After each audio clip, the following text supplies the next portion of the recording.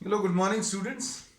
Today in 12th class physics, we are starting a new topic, refraction through lenses. अभी हम लोग refraction ही पढ़ते आ रहे हैं. रिफ्रैक्शन में अभी हम लोगों ने पढ़ा है that refraction is the process of change in the path of the light ray when light enters from one medium into another. और हम लोगों ने पिछले जो क्लासेस हैं उसमें रिफ्रैक्शन थ्रू स्लैब्स पढ़ लिया है. Then we have discussed about refraction through spherical refracting surfaces. तो ये फिर से लेंस है. लेंस भी एक रिफ्रैक्टिंग सरफेस है. तो अभी हम लोग इसमें बोलते हैं लेंस क्या चीज है बच्चों. तो लेंस अभी हम लोगों को मालूम है ऐसे कुछ लेंसेज होते हैं. इनको अभी हम लोग कॉन्वेक्स लेंस बोलते हैं और ये कॉन्केव लेंस होता है. लेकिन एक्चुअल में इसकी डेफिनेशन क्या है? तो डेफिनेशन ये है कि it should be having two refracting surfaces. सबसे पहली चीज तो इसमें दो रिफ्रैक्टिंग सरफेसेस होना चाहिए.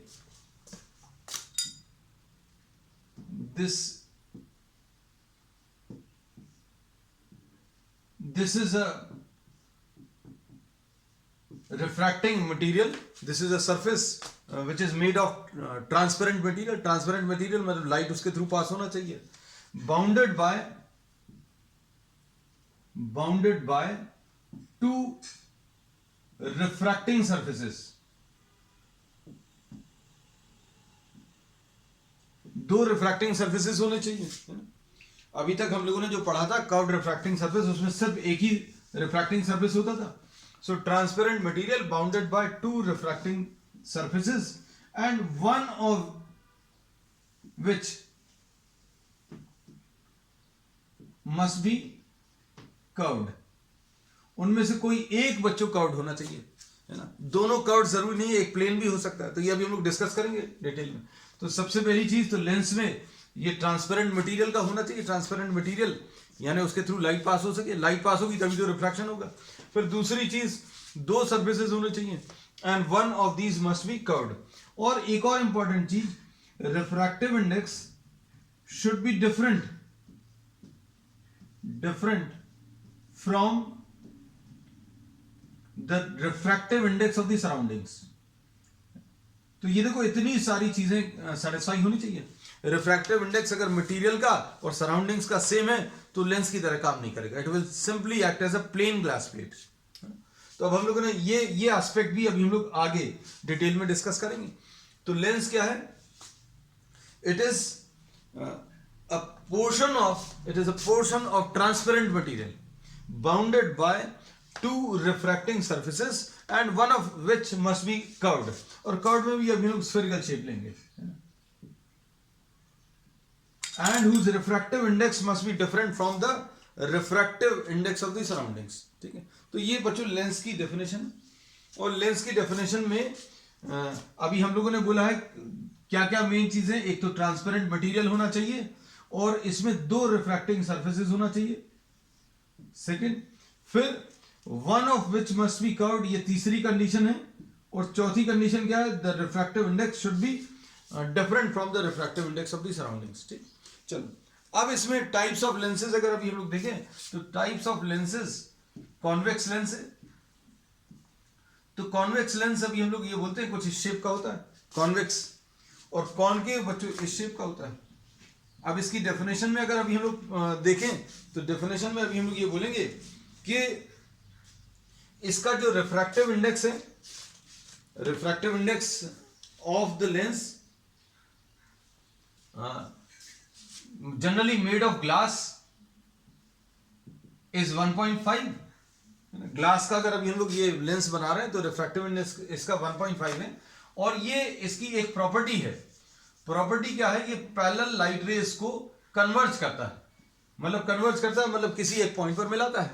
सो we say that convex lens thick near the middle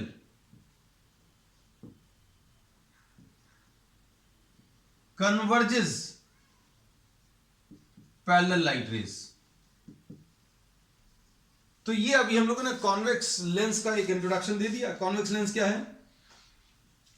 convex lens जो अभी हम लोग इसमें पढ़ने वाले हैं इस चैप्टर में, this is a lens which is thick near the middle, बीच में बच्चों थिक रहेगा, किनारे की तरफ थिन रहेगा। तो ये जो रिफ्रैक्टिंग, एक ये रिफ्रैक्टिंग सरफेस है और ये रिफ्रैक्टिंग सरफेस है, ग्लास का बना हुआ है।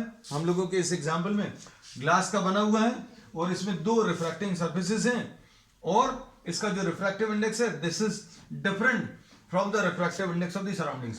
तो अगर ये एयर है बच्चों और ये ग्लास है तो अभी हम लोगों ने ये भी बोल दी, ये कंडीशन भी सेटिस्फाई हो रही है, ठीक। और दोनों इसके सर्फेसेस कैसे हैं, कर्व्ड रिफ्रैक्टिंग सर्फेस हैं। तो कॉन्वेक्स लेंस जो है this is thick near the middle and it converges parallel light raise, ठीक है। अब इसके बाद इसमें कॉनकेव लेंस में, कॉनकेव, तो कॉनकेव में बच्चों अभी हम लोग आपको बताते ही आए हैं पहले भी, कॉनकेव में केव जैसा शेप रहेगा, है ना, जहां पर ये लाइट एंटर कर रही है इसके अंदर, वो शेप जो है केव जैसा, गुफा जैसा रहेगा। और इसमें ये पैरेलल लाइट रेज को डाइवर्ज करता है, मतलब मिलाएगा नहीं, इनको फैला देगा। And we say that concave lens is thick near the edges,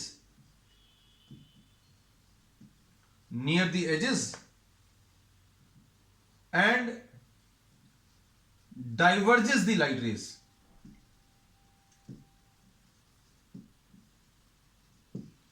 और अब हम लोग जो लेंस इसमें पढ़ने वाले हैं that will be what, those will be what, thin lenses।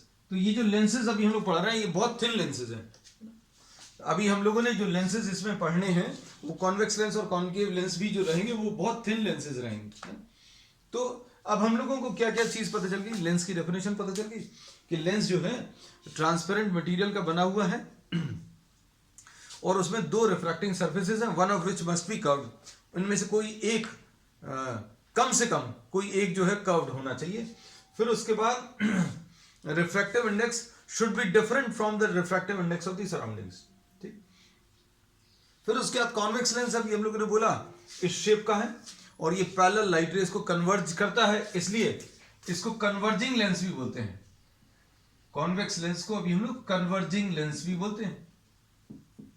और ये कॉनकेव लेंस जो है ये पैरेलल लाइट रेज को डाइवर्ज करता है, इसलिए इसको डाइवर्जिंग लेंस भी बोलते हैं। अब दोनों की पहचान क्या है, दोनों की पहचान ये है, if you have to identify two lenses, एक तो तरीका है आप उसके थ्रू देख लो, देखने के बाद अभी हम लोग बता सकते हैं। But since you don't know the property at the stage, तो अभी हम लोग बोलेंगे उसको हाथ में पकड़ के फील करके अभी हम लोग बता सकते हैं कौन सा कॉन्वेक्स है कौन सा कॉनकेव है।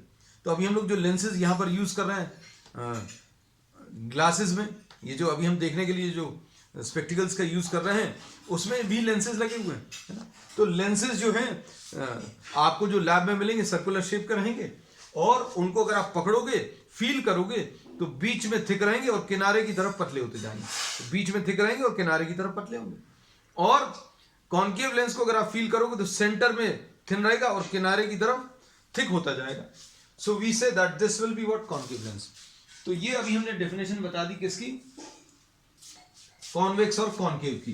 तो सिंपल सी डेफिनेशन अभी बताई है कि इसका शेप कैसा होता है, फील कैसा आएगा वो बता दिया, और इसकी एक सिंपल सी प्रॉपर्टी बता दी कि ये लाइट रेज को इकट्ठा करता है।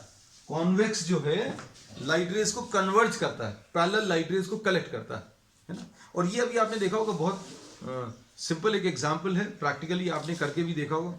If you focus a lens towards the sun, sun की तरफ अगर आप पॉइंट आउट करो और नीचे एक कागज रखो, तो अभी हम लोग देखते हैं कि वो parallel light rays, since the light rays from sun are coming from infinity, तो वो क्या करेगा बच्चों, सारी सन की लाइट रेज को, पैरेलल लाइट रेज को किसी एक पॉइंट पर कन्वर्ट करेगा और वो दिखता भी है।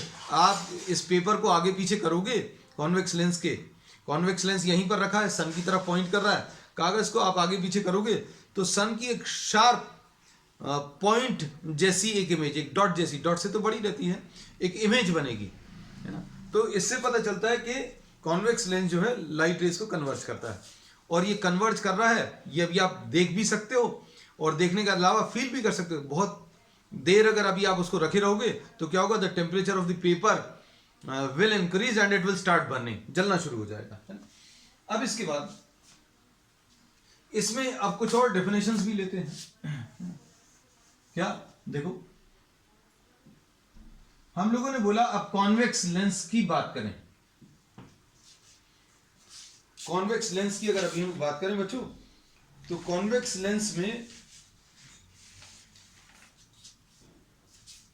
शेप ऐसा कुछ है, इसमें दो रिफ्रैक्टिंग सरफेस है, मतलब अगर ऑब्जेक्ट यहां कहीं पर है तो लाइट रे यहां पर स्ट्राइक करेगी, एक रिफ्रैक्शन यहां पर होगा, लाइट रे फिर डेंसर मीडियम में ट्रेवल करेगी, फिर एक रिफ्रैक्शन यहां पर होगा।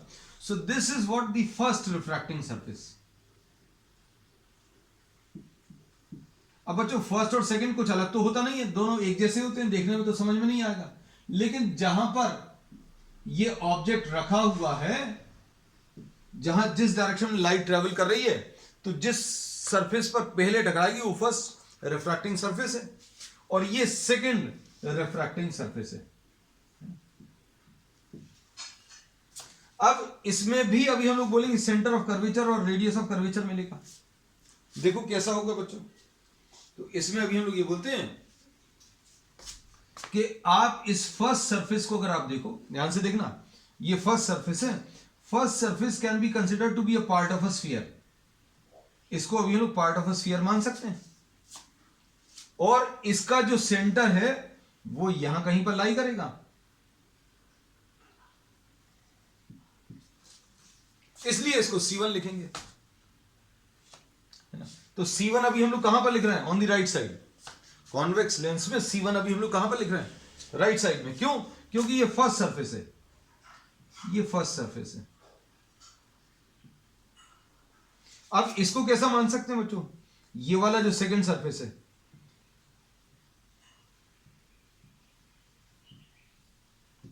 अब second surface can be considered to be a part of a sphere which is lying to the left side. इसका जो स्फीयर है बच्चों लेफ्ट की तरफ लाई कर रहा है, और इसका जो सेंटर है वो यहां कहीं पर आएगा, C2। ये इसका सेंटर C2 है। तो अब हम लोग इसमें क्या बोल सकते हैं, C1 the centre of curvature of the first surface, C2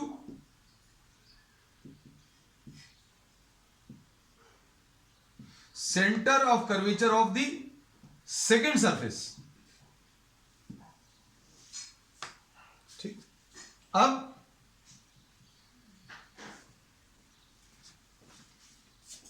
इसमें देखो, पहले यहां पर ये C2 है, ये फिर C1 है, इसको अच्छे समझना, कंफ्यूजन बिल्कुल नहीं होना चाहिए। ऑब्जेक्ट अगर यहां पर रखा हुआ तो ये फर्स्ट सरफेस है, और फर्स्ट सरफेस का जो स्फीयर है वो ये वाला है, और इस स्फीयर का सेंटर यहां पर है। तो फर्स्ट सरफेस का जो सेंटर है ऑन द राइट साइड। फिर इसके बाद बच्चों क्या करेंगे, ये सेकंड सरफेस है, सेकंड सरफेस का जो स्फीयर है वो यहां कहीं पर लाई करेगा, और इसका जो सेंटर है वो यहां कहीं पर आ जाएगा। सो C1 is the center of curvature of the first surface, C2 is the center of curvature of the second surface, है ना। और C1 C2 line joining C1 C2 extended line, आगे पीछे तक अगर आप बढ़ा दो तो C1 C2 the line through C1 and C2। Line segment की बात नहीं कर रहे हैं, लाइन सेगमेंट अगर बोलेंगे तो सिर्फ C1 से C2 तक। अभी हमने बोला line through C1 and C2 as what, the principal axis. तो ये बच्चों प्रिंसिपल एक्सिस आ गई। अब इसका जो रेडियस है, देखो यहां से इधर तक का डिस्टेंस R1 है,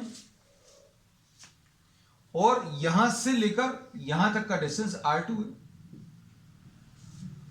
ये ऐसे ही बोलते थे अभी हम लोग कि भाई ये अगर ये स्फेरिकल सरफेस है, इस स्फेरिकल सरफेस के पोल से सेंटर तक का डिस्टेंस R2। अब यहां पर पोल नहीं आएगा बच्चों, एक ऑप्टिकल सेंटर करके एक टर्म आएगा।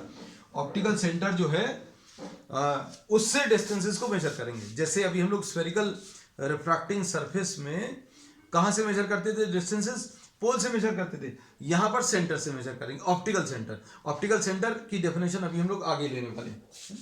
अभी हम लोग सिर्फ आपको ये भर बता दें कि भाई यहां कहीं से ये R1 मेजर कर लेंगे और ये वाला R2 आ जाएगा। तो R1 और R2 भी बता दिए। ड्रॉ अभी हम लोगों ने किया है पुराने डेफिनेशंस के हिसाब से, क्या इधर से लेके इधर तक का डिस्टेंस R1 और इधर से लेकर इधर तक का डिस्टेंस R2। अब देखो नेक्स्ट बच्चों, इसमें ये तो अभी हमने बताया किसके बारे में, कॉन्वेक्स लेंस के बारे में। अब इसके बाद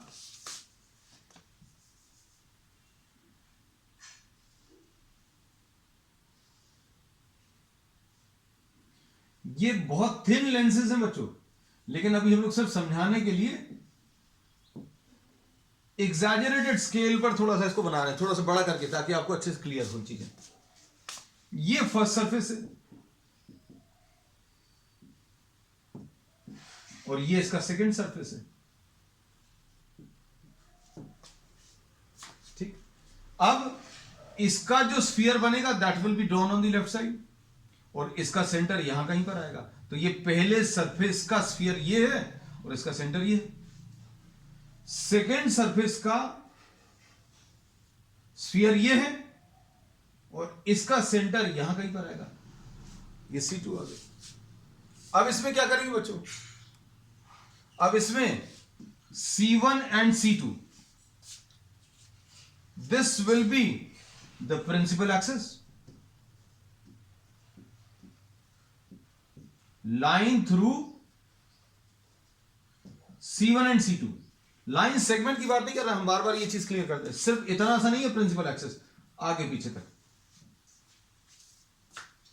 और इसका पहले सरफेस का जो रेडियस है R1, सेंटर से मेजर करेंगे, ऑप्टिकल सेंटर से, ये अभी हम लोग आगे डिस्कस करेंगे। और ये सेकंड सरफेस का जो रेडियस है उसको अभी हम लोगों ने क्या R2 मार्क कर लिया। तो ये रेडियस ऑफ कर्वेचर R1 है, ये रेडियस ऑफ कर्वेचर क्या R2 आ गया। अब इसके बाद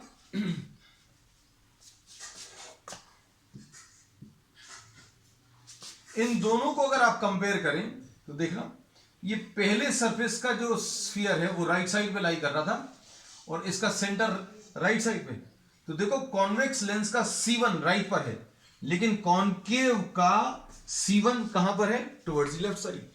पहले सरफेस का सेंटर लेफ्ट साइड पे और सेकंड सरफेस का सेंटर राइट साइड में। लेकिन यहां पर उल्टा है, पहले सरफेस का जो सेंटर है राइट साइड में और दूसरे सरफेस का जो सेंटर है वो लेफ्ट साइड में। अब इसके बाद बच्चों, अब हम लोगों ने ये तो बनाया था रेडियस किसके हिसाब से, जो डेफिनेशंस अभी हम लोगों ने स्फेरिकल रिफ्रैक्टिंग सरफेसेस की ली थी उसके हिसाब से। अब हम लोग क्या बोलते हैं कि सारे डिस्टेंसेस जो अभी हम लोग मेजर करते हैं वो कहां से मेजर करते हैं, ऑप्टिकल सेंटर से। तो अब हम लोग इसमें नेक्स्ट डेफिनेशन जो लेने वाले हैं वो क्या है, ऑप्टिकल सेंटर।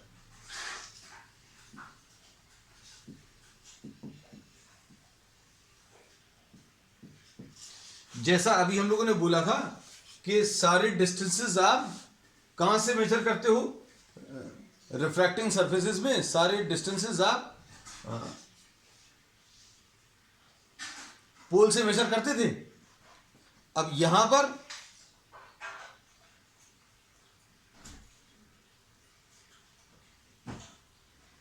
सारे डिस्टेंसेस आप पोल से मेजर नहीं करेंगे। क्यों नहीं मेजर करेंगे बच्चों, क्योंकि दो पोल्स रहेंगे, तो कौन से वाले पोल से मेजर करना ये क्लियर नहीं है। तो अभी हम लोग क्या बोलते हैं, इसकी जगह अभी हम लोग क्या करेंगे, इसमें एक ऑप्टिकल सेंटर डिफाइन करेंगे, है ना। We will be defining what, optical centre. तो ऑप्टिकल सेंटर क्या है, ऑप्टिकल सेंटर की डेफिनेशन, ये एक ऐसा पॉइंट है, this is a point on the principal axis through which any light ray goes undeviated, है ना। ये एक ऐसा पॉइंट है प्रिंसिपल एक्सिस के ऊपर जिसमें से कोई लाइट रे अगर जाएगी तो उसमें कोई डेविएशन नहीं आएगा, है ना। मतलब अगर ये ऐसी कुछ जा रही है तो ये स्ट्रेट चली जाएगी।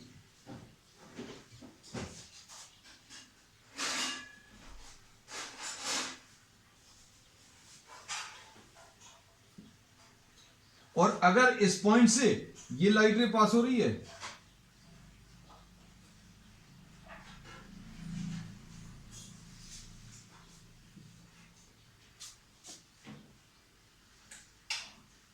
दिस लाइट रे विल गो अनडेविएटेड। तो क्या है ऑप्टिकल सेंटर की डेफिनेशन? पहले तो अभी हम डायग्राम में मार्क कर दें बच्चों। सपोज अगर ये ऑप्टिकल सेंटर O है, इससे कोई लाइट रे अगर पास होगी तो उसके पाथ में कोई चेंज नहीं आएगा।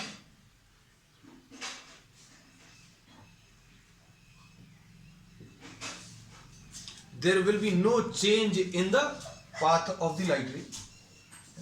तो ऑप्टिकल सेंटर बच्चों ये वाला पॉइंट है। अब इसमें क्या बोल सकते हैं बच्चों? ऑप्टिकल सेंटर की डेफिनेशन क्या आएगी? तो ऑप्टिकल सेंटर की डेफिनेशन ये है कि एनी लाइट रे passing through the optical center will go undeviated.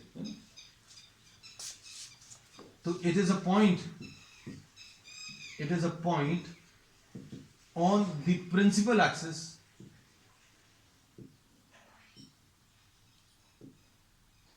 such that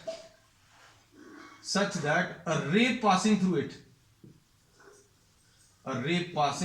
it goes undeviated. इसके थ्रू जो भी लाइट रे जाएगी वो अनडेविएटेड रहेगी। There will be no change in the path of the light ray. ये सुनने में ऐसा लगता है कि भाई क्यों नहीं होगा, ये यहां पर किसी एक लाइट रे यहां पर रेयर मीडियम से डेंसर मीडियम में जा रही है, एक रिफ्रैक्शन यहां पर होगा और एक और रिफ्रैक्शन बच्चों यहां पर होगा, तो दो रिफ्रैक्शन होंगे। तो अभी हम लोगों को ये मालूम है बच्चों, अगर कोई लाइट रे दो जगह अगर रिफ्रैक्शन कर रही है, जैसे सपोज फॉर एग्जांपल यहां पर लाइट रे अगर ले लें, तो when light ray passes from rare medium to denser medium, light ray अगर रेयर मीडियम से डेंसर मीडियम में अगर जाएगी तो क्या होगा? It will bend towards the normal. और यहां पर क्या होगा? When light ray enters from denser to rare it will bend away from the normal. लेकिन होता क्या है, ये अभी हमने आपको पिछली क्लासेस में डिस्कस किया है क्या, कि the emergent ray is parallel to the incident ray. Emergent ray बच्चों कैसी रहेगी? पैरेलल टू द इंसिडेंट रे।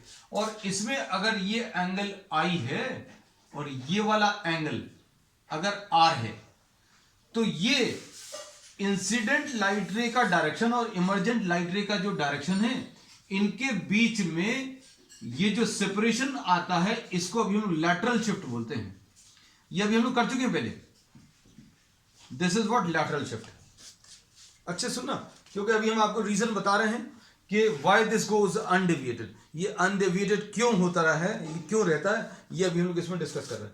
तो इसमें एक्चुअल में होता क्या है कि लाइट रे अगर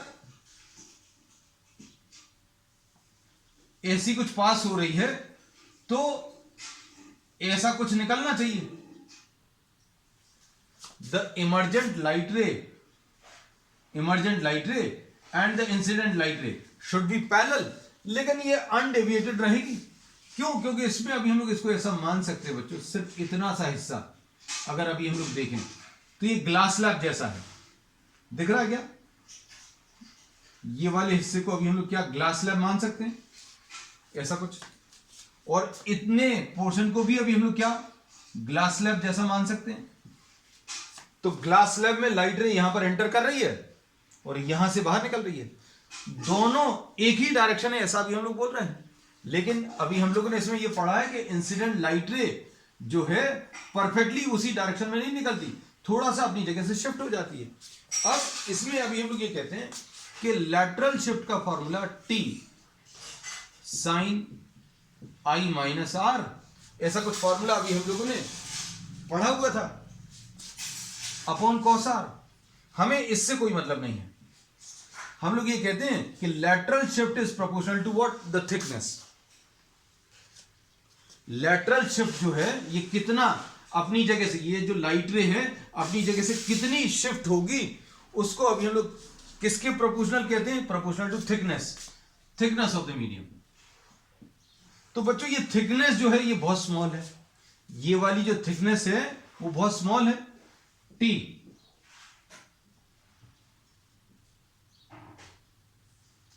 हाँ, क्यों स्मॉल है? क्योंकि अभी हम लोग जो पढ़ रहे हैं थिन लेंसेज पढ़ रहे हैं। तो अब हम लोग इसमें क्या बोलेंगे? फॉर थिन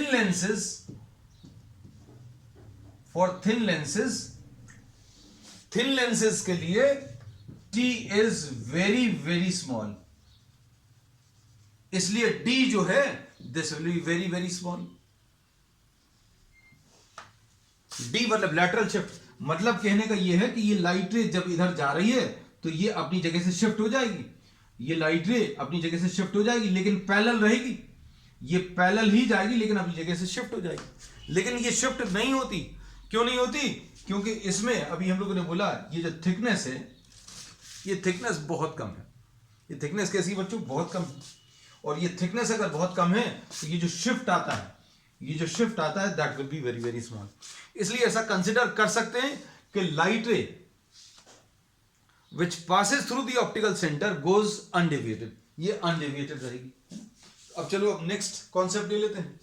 तो ऑप्टिकल सेंटर के बारे में पता चल गया।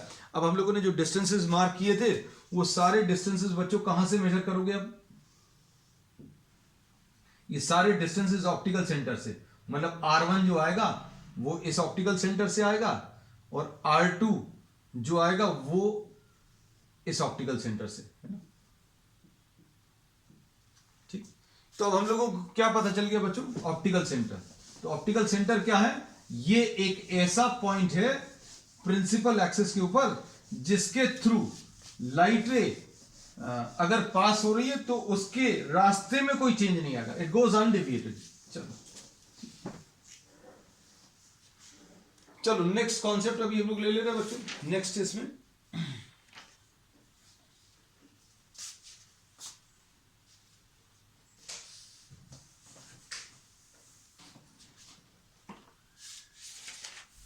नेक्स्ट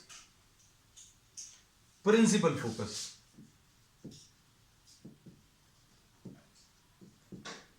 ये बहुत इंपॉर्टेंट है बच्चों। अब इसमें अभी हम लोगों ने ये पढ़ लिया है कि भाई दो रिफ्रैक्टिंग सरफेसेस हैं, लेंस में दो रिफ्रैक्टिंग सरफेस हैं, तो इसमें दो फोकस भी आएंगे। तो इसमें we will be defining first principal focus और एक सेकेंड प्रिंसिपल फोकस, है ना? Second principal focus. And mostly अभी हम लोगों को यही काम का है, दिस इज इंपॉर्टेंट। ये इतना ज्यादा काम का नहीं है, ये सिर्फ इमेज फॉर्मेशन में इसका यूज करने वाले हैं, है ना? तो अब इसमें क्या बोलते हैं कि first principal focus for a convex lens will be a point. ये फर्स्ट प्रिंसिपल फोकस बच्चों एक ऐसा पॉइंट है प्रिंसिपल एक्सिस के ऊपर जिसके थ्रू लाइट रेज अगर लेंस के ऊपर टकराएंगी तो after passing through the lens, if you are having a object, suppose यहां पर कोई सोर्स ऑफ लाइट है और ये पॉइंट फर्स्ट प्रिंसिपल फोकस है, अगर ये फर्स्ट प्रिंसिपल फोकस है तो इससे लाइट रेज लेंस के ऊपर टकराने के बाद after refraction will become parallel to the principal axis. तो डेफिनेशन क्या होगी? Light rays from the first principal focus after refraction through the lens will become parallel to principal axis. ये definition है फर्स्ट प्रिंसिपल फोकस की। फिर इसके बाद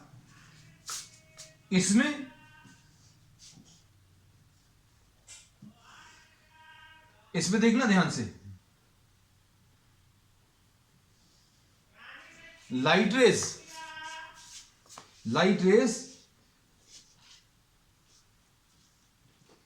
appearing to pass through, light rays appearing to pass through the first principal focus after refraction will become parallel to the principal axis. तो दोनों की definitions में अंतर देखो। Light ray from the principal axis, sorry from the first principal focus after refraction will become parallel to principal axis, और light rays appearing to be meeting at focus after refraction will become parallel to the principal axis। ठीक है, तो अब इसको कैसा लिखेंगे?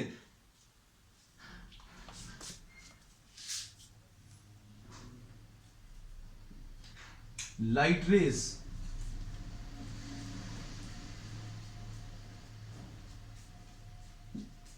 From F1, first principal focus को हम लोग F1 लिख रहे हैं, after refraction become parallel to principal axis. ठीक है, अब ये किसके लिए है बच्चों? कॉन्वेक्स लेंस के लिए। ये डेफिनेशन किसके लिए? कॉन्वेक्स लेंस के लिए। और कॉनकेव के लिए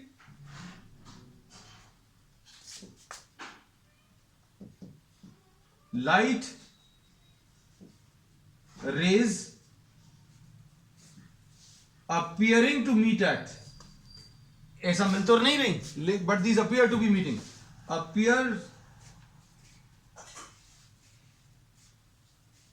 appearing to meet at F1 after refraction become parallel to what? The principal axis। Simple. अब सेकेंड प्रिंसिपल फोकस, अब सेकेंड प्रिंसिपल फोकस बच्चों यही काम का है। Light rays parallel to the principal axis after refraction, यहां पर रिफ्रैक्शन के बाद पैरेलल हो गई, यहां पर पहले से पैरेलल हैं, ये किसी एक पॉइंट पर मिल जाएंगी, इसको F2 बोलेंगे। ठीक, और इसके बाद इसमें कैसा होगा? लाइट रेज पैरेलल तो हैं, लेकिन ये क्या करेगा? इनको डाइवर्ज कर देगा, मतलब फैला देगा। तो ये क्या आगे जाकर मिलेंगी? नहीं, ये नहीं मिलेंगी, लेकिन ऐसा लग रहा है कि जैसे ये यहां कहीं से आ रही, तो ये बच्चों F2 आ जाएगा, है ना। ये इंपॉर्टेंट है, ये सबसे ज्यादा इंपॉर्टेंट है। तो अब इसकी डेफिनेशन क्या रहेगी सेकेंड प्रिंसिपल फोकस की? Light rays parallel to the principal axis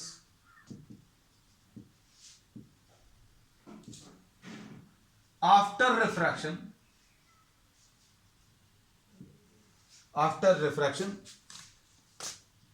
converge at a point, किसके लिए? कॉन्वेक्स लेंस के लिए।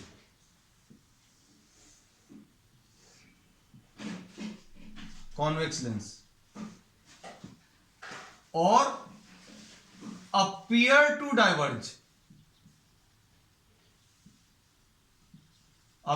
Diverge from a point on the principal axis।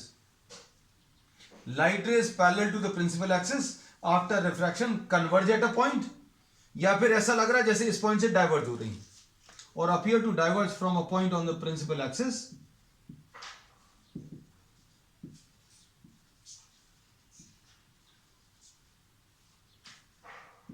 is called the second principal focus।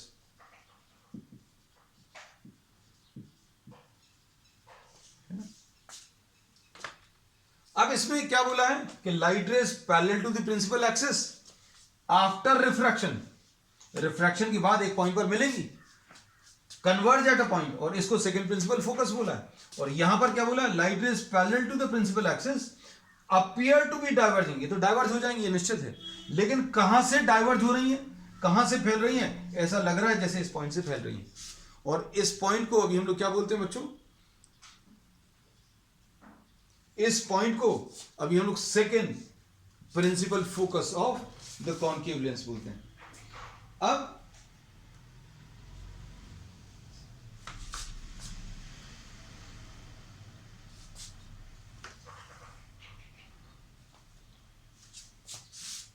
Focal length बच्चों is the distance between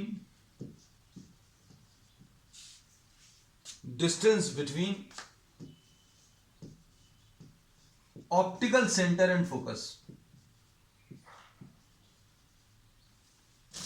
Optical center and focus. तो ये focal length की definition आ गई।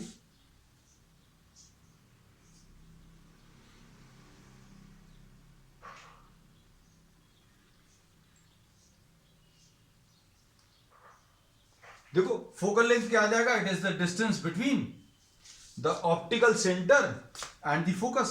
तो ये बच्चों यहां पर फोकल लेंथ आ गई f2, यहां पर बच्चों ऑप्टिकल सेंटर और इस फोकस के बीच में जो डिस्टेंस है वो f2 आ गया, है ना। f1 ज्यादा काम का नहीं है, हमने बार बार आपको बोला, लेकिन फिर भी अब चूंकि बनाया है इसलिए ये भी मार्क कर दें, ये f1 है, ऑप्टिकल सेंटर से यहां तक का जो डिस्टेंस है वो बच्चों f1 है। तो अभी हम लोगों ने बोला यही वाला जो है ज्यादा काम का है। अब इसमें देखना ध्यान से, इसमें फिर से वही चीज कि distances, all the distances are measured from pole. सारे डिस्टेंसेस अभी जो हम लोग कहां से, पोल से मेजर करते हैं।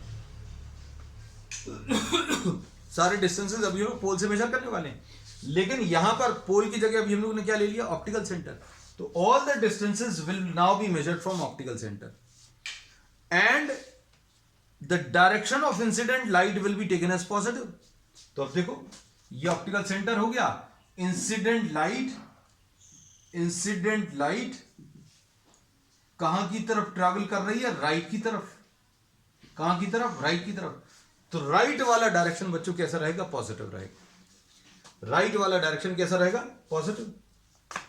तो ये कॉन्वेक्स लेंस की फोकल लेंथ बच्चों ये वाली पॉजिटिव रहेगी, और इंसिडेंट लाइट चूंकि राइट की तरफ है, ऑप्टिकल सेंटर से यहां का जो डिस्टेंस है लेफ्ट की तरफ, तो इसका f2 बच्चों नेगेटिव रहेगा। अब ऑप्टिकल सेंटर से ये वाला जो फोकस है लेफ्ट की तरफ है, लाइट राइट की तरफ, राइट वाला डायरेक्शन पॉजिटिव, ये नेगेटिव, तो f1 इसमें नेगेटिव आएगा। हमें ये यूज नहीं करना है।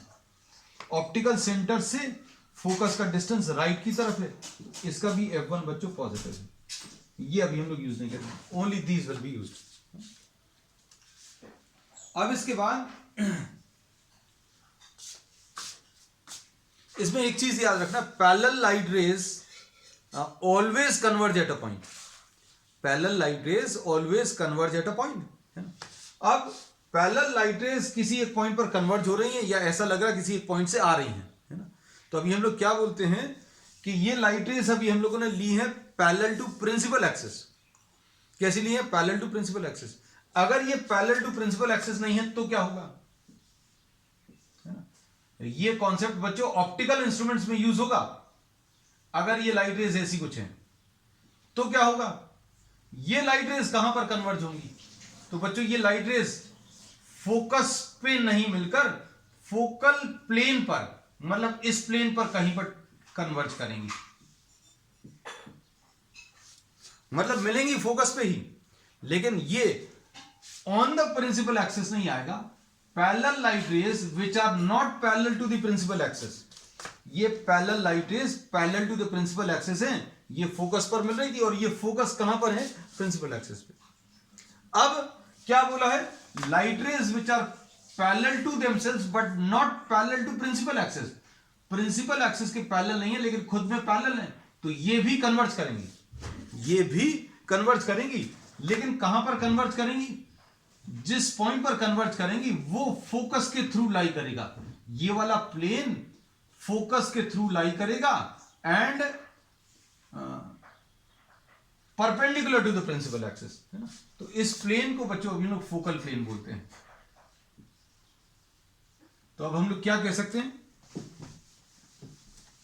एक पॉइंट और लिख दे रहे हैं ना,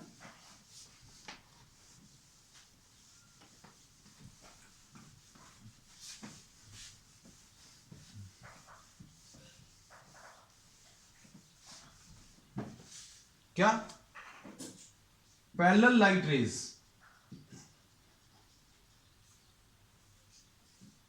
not parallel to principal axis converge or appear to diverge। ये शब्द कहां पर यूज करते हैं, कॉन्वेक्स लेंस के लिए, और ये वाले कहां के लिए, कॉनकेव लेंस के लिए। Parallel light rays not parallel to principal axis, light rays खुद में तो पैरेलल है, प्रिंसिपल एक्सिस के पैरेलल नहीं है। Converge at a point on the focal plane. Focal plane क्या है, इज पासिंग थ्रू फोकस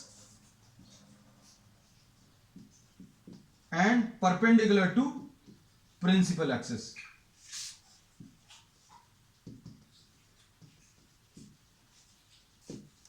ठीक, चलो अब नेक्स्ट, इसके बाद नेक्स्ट है बच्चों अपर्चर। तो अपर्चर क्या होता है बच्चों, अपर्चर अभी हमने आपको उसमें भी बताया था, रिफ्रैक्टिंग सरफेसेस में, स्फेरिकल रिफ्रैक्टिंग सरफेस में, the size of the lens. जैसे अभी हम लोग ये कहते हैं कि जो भी लेंस अभी आप यूज कर रहे हो, जैसे सपोज फॉर एग्जांपल अभी हम जो ये जो विजन के लिए ग्लासेस यूज कर रहे हैं, इनका जो साइज है, ये जो साइज है, ये इसका अपर्चर है। अगर ये और छोटे साइज के अगर होते या और बड़े साइज के होते, तो अगर बड़े साइज का अगर है तो अपर्चर उसका बड़ा है। तो ये अभी हम लोग इमेजिन करना बच्चों, ये भी एक लेंस है। तो अभी हम लोगों ने बोला इसकी जो साइज है, the diameter, so diameter of the lens will be termed as what, the effective diameter of the lens। इस पे क्या चीज डिपेंड करती है बच्चों, ये अभी हम लोग ये कॉन्सेप्ट यूज करेंगे ऑप्टिकल इंस्ट्रूमेंट्स में, है ना। अपर्चर में अगर आपने ये साइज ऑफ द लेंस अगर आपने कम या ज्यादा ले लिया, तो intensity of the image, intensity of the image मतलब ये ज्यादा इंटेंसिटी की इमेज बन रही है या कम इंटेंसिटी की, मतलब इमेज बहुत शार्प अच्छी दिखाई दे रही है, ज्यादा इंटेंसिटी ऑफ लाइट वाली, और कम इंटेंसिटी वाली मतलब बहुत अच्छी क्लियर शार्प डिफाइंड इमेज नहीं है, कम इंटेंसिटी वाली। तो intensity of image will depend on what, aperture square. So intensity of the image, intensity of the image of the image through the lens will be proportional to what, aperture का square। बस ये याद रखना है, इसका भी हम लोग कहीं कहीं पर आगे यूज करेंगे बच्चों, है ना।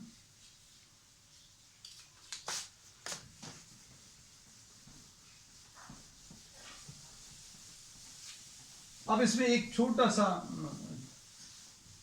टॉपिक और है, वो और जल्दी से वाइंड अप कर लें अभी हम लोग।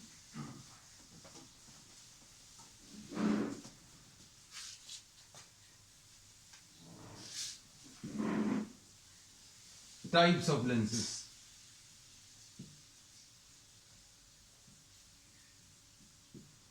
ये बच्चों बाई कॉन्वेक्स लेंस, ये बाई कॉन्वेक्स लेंस कहलाता है। इसमें इसका R1, अच्छा ये R1 और R2 तो अभी हम डिस्कस कर चुके हैं, है ना। सो वी से दैट इस सरफेस का R1 है और इस सरफेस का रेडियस R2 है। अब उसके बाद इसी के बेसिस पर इक्वी कॉन्वेक्स लेंस नाम से क्लियर होगा कि दोनों सरफेसेस की जो रेडियस ऑफ कर्वेचर है बच्चों सेम रहेंगे, है ना। अगर इसका रेडियस आर है तो इसका रेडियस भी आर है। बाई कॉन्वेक्स और इक्वी कॉन्वेक्स में अंतर समझ में आना चाहिए। फिर इसके बाद ये प्लेनो कॉन्वेक्स लेंस, इसका जो पहला सरफेस है बच्चों वो कैसा है, इसका जो पहला सरफेस है वो प्लेन है ना? लेकिन है ये कैसा लेंस, ये कॉन्वेक्स लेंस है। मतलब ये क्या करेगा, लाइट रेज को कन्वर्ज करेगा। कॉन्वेक्स लेंस है मतलब लाइट रेज को कन्वर्ज करेगा। इसकी रेडियस कितनी रहेगी, तो this can be considered to be a part of a very very large sphere. इसका जो स्फीयर है वो बहुत बड़ा बनेगा, है ना। तो अब हम लोग क्या बोल सकते हैं, देखो इमेजिन करो बच्चों, ऐसा कुछ बहुत बड़ा, तो इसका रेडियस इनफाइनाइट है और इसका रेडियस आर है। और अभी हम लोग बोलेंगे आप इसका सेंटर मार्क करो, इसका सेंटर मार्क कर सकते हैं बच्चों। सेंटर अगर आपने मार्क कर लिया तो इस सेंटर से अगर आप इस प्लेन के ऊपर परपेंडिकुलर ड्रॉ करोगे तो ये इसकी प्रिंसिपल एक्सिस आ जाएगी।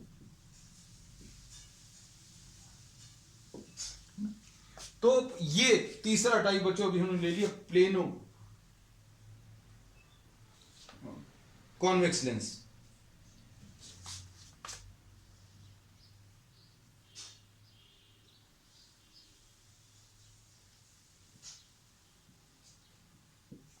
अब ये बच्चों thick near the middle and thin near the edges, तो ये है तो कॉन्वेक्स लेंस ही, लेकिन इसका नाम रहेगा कॉनकेवो convex lens. This is कॉनकेवो convex lens. इसका ये वाला जो सरफेस है कॉनकेव है, ये कॉन्वेक्स है, लेकिन ये नेट इसका जो नाम है वो कैसा है, कॉन्वेक्स लेंस। कॉन्वेक्स लेंस क्यों है, because this is thick near the middle and thin near the edges. ठीक, नेक्स्ट अब इसी के बाद बच्चों इसमें बाई कॉनकेव लेंस, मतलब इसका रेडियस R1 और इसका रेडियस R2, दोनों सरफेसेस के रेडियसेस अलग अलग हैं। अगर ये दोनों के सेम हो गए तो इनका नाम क्या आ जाएगा, इक्वी कॉनकेव। ठीक, इसके बाद बच्चों नेक्स्ट क्या है, प्लेनो कॉनकेव।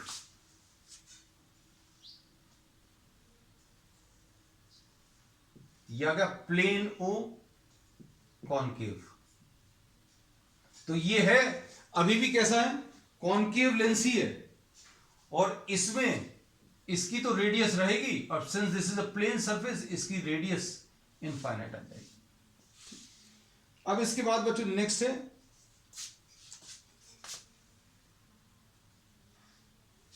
यहां कहीं पर ले लेना,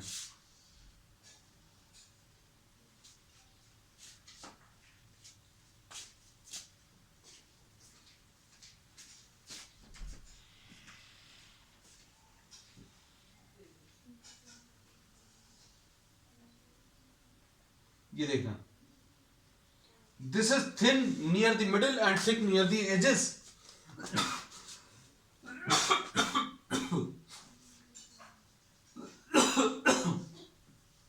ये क्या है, कॉन्वेक्सो कॉनकेव लेंस। मतलब है तो ये कॉनकेव लेंस। कॉनकेव लेंस क्यों है, क्योंकि thin near the middle and thick near the edges, है ना। और इसका ये वाला सरफेस जो है वो कॉन्वेक्स सरफेस है। तो बच्चों आज की क्लास के लिए इतना ही। We will continue with some more concepts on the next one. That's all for today.